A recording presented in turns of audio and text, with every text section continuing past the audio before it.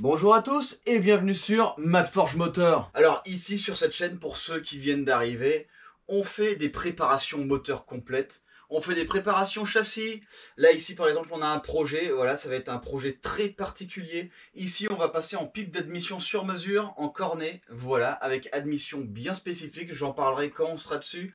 On a ici le projet BMW que la plupart du coup connaissent maintenant. Alors ce projet c'est simple, hein, on va faire la réplique exacte de la voiture de Need for Speed Most Wanted.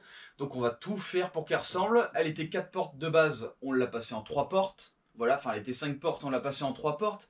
On va mouler complètement toute la voiture pour la ressortir entièrement en fibre. Voilà, ensuite on fera un châssis complet sur mesure, adapté évidemment à notre coque en fibre. Une fois qu'on aura fait ça, on va mettre un joli moteur, je pense toujours pour l'instant au M50B25. On va le passer à plus de 1000 chevaux, ce qui serait bien c'est d'avoir 1200 chevaux. Je pense que ce moteur peut les supporter largement. Donc là il va falloir forger absolument toutes les pièces. Aujourd'hui on va ni s'occuper du moteur ni de la BMW, on va continuer sur le prototype. Vous savez tous déjà que le prototype est terminé, mais il reste encore du coup des vidéos à vous montrer. Du coup sur ce prototype il va falloir installer entre parenthèses le tableau de bord. Il me reste encore à régler du coup la vitesse du véhicule, on va voir ça. Régler aussi du coup tout ce qui est compteur interne. On a mis un compteur de moto, ce compteur il va falloir évidemment le régler, il va falloir donner le nombre de cylindres, il va falloir donner le périmètre de la roue.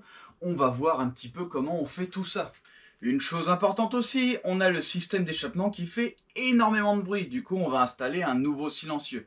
On va voir un petit peu si on gagne ou pas. Ce qui aurait été pas mal, ça aurait été, de prendre les décibels avant et de prendre les décibels après. Malheureusement, du coup, j'ai pas fait ça. J'avais pas trop le temps parce que ici, on travaille vraiment non-stop. On travaille tout le temps. On a plusieurs projets à la fois. Voilà, j'ai beaucoup de choses à faire si je veux réussir à atteindre l'objectif. J'ai un objectif très précis en tête.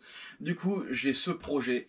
J'ai la BMW. J'ai aussi la voiture à faire pour ce moteur que je vous dévoilerai une fois qu'elle sera terminée. J'espère qu'elle vous plaira. Honnêtement, avec ce que j'ai déjà fait dessus, c'est vraiment pas mal comme travail. Mais aujourd'hui, on va s'intéresser au prototype.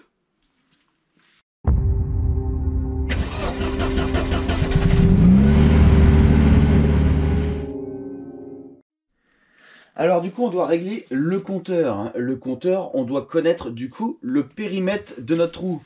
Alors il y a un moyen très simple pour faire ça. C'est ce qu'on va utiliser évidemment. Hop, on va prendre du scotch.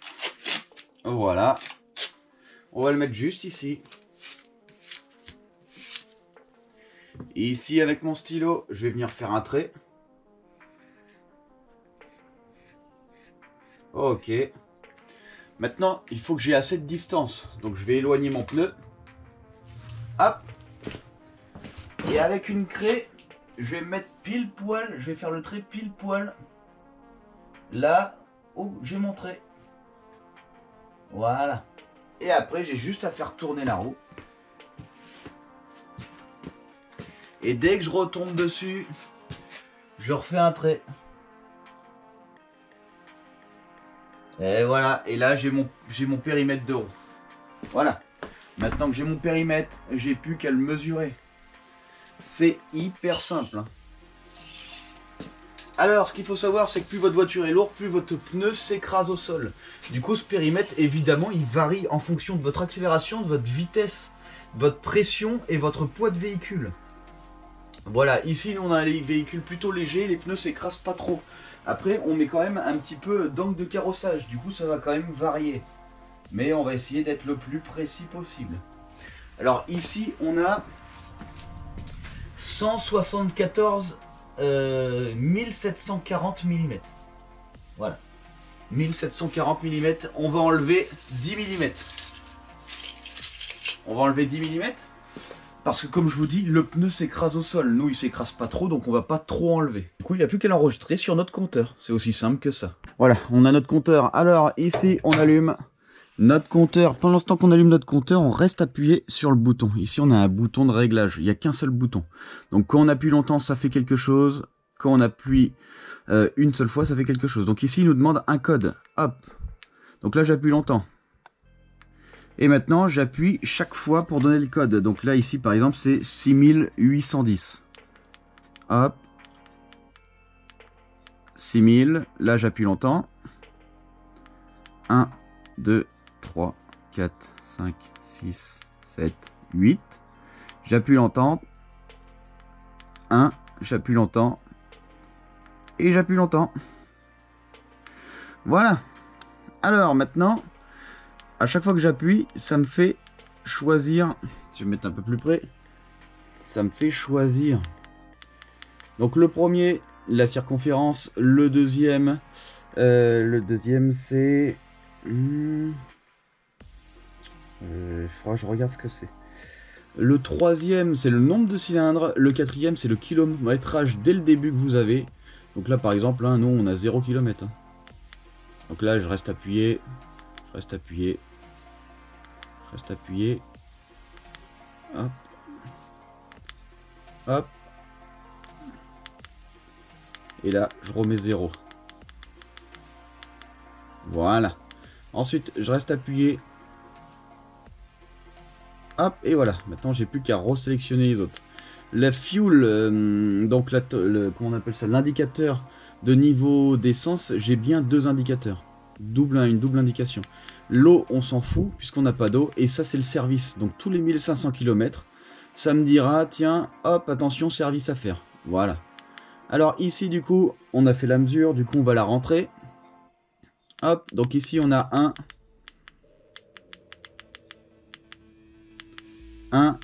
là.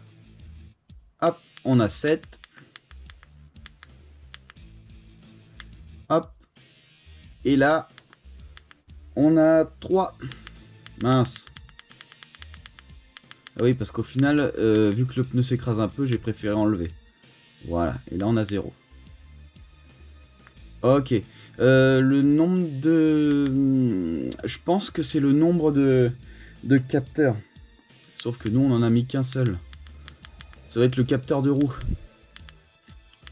Donc ici, on va changer ça. Parce que nous, on a mis qu'un seul capteur. On a mis qu'un seul aimant. Voilà. Et on est bon. Et on confirme. Voilà. Une fois qu'on a confirmé, il suffit juste de rééteindre. Et tout est enregistré. Voilà. Et après, quand on mettra la roue, on fera tourner la roue et on verra si ça indique vraiment une vitesse. Je la ferai tourner à la main, je poserai la caméra ici. Et après, on regardera si ça indique vraiment une vitesse. Voilà. Normalement, il ne devrait pas y avoir de soucis. Donc, on va voir si le compteur de vitesse marche bien. Hop, j'allume. On va attendre qu'il se mette en route.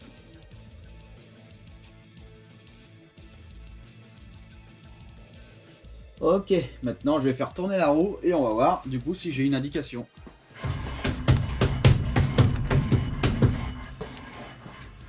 Voilà. Ça a l'air de marcher.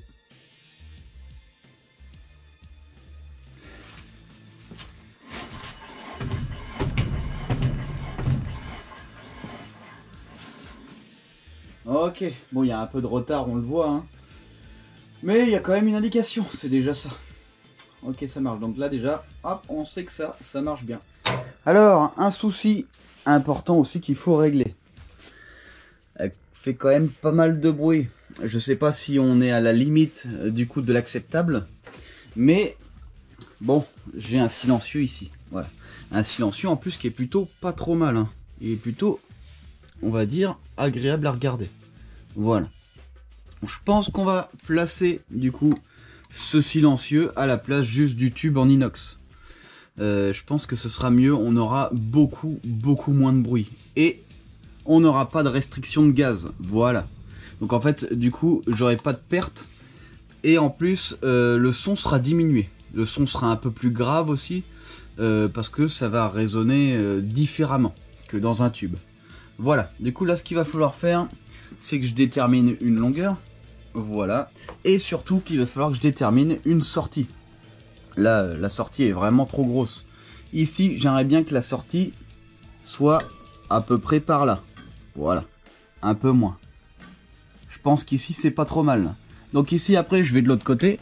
Et je regarde où on est. Et après, j'ai plus qu'à tracer, couper et ressouder. C'est aussi simple que ça.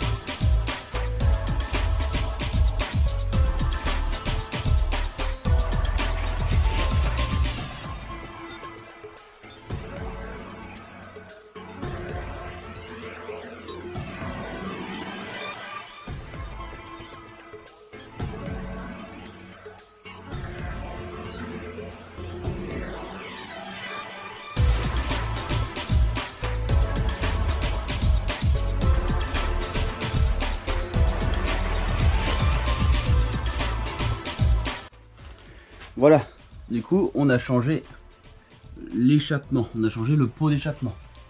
Voilà, du coup ça fait un peu moins fin, ça fait un peu plus gros.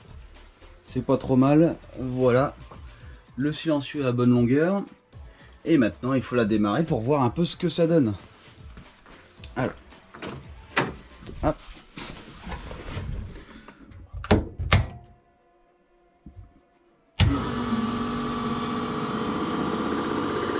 Ok.